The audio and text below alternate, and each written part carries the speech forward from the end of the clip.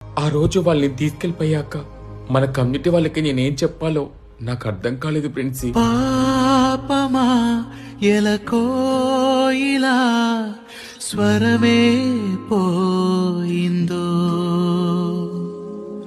అందుకే నువ్వు మీ ఇంటికి వెళ్ళిపోయావని చెప్పాను ప్రిన్సీ. నేను చనిపోయిన విషయం మన కమ్యూనిటీలో ఎవరికి చెప్పకక్క, వాళ్ళు తట్టుకోలేరు. నేను ఇంతలా నరకం చూపించిన వాణ్ణి వదలకూడదు ప్రిన్సీ. చంపేస్తానక్క. జాగ్రత్తరా ప్రిన్సీ. ఏంట్రా శివగుళ్ళ దయ్యం ఉందా? అవునరా. అరే నాకు తెలిసిన స్వామీజీ గారు ఉన్నారా, తీసుకువెళ్దాం. పోనీ చర్చికైనా మసీదుకైనా తీసుకెళ్దాంరా. అది మామూలు దెయ్యం కాదురా, అర్ధనారేశ్వర అవతారం ఎత్తిన శివభూతం రా.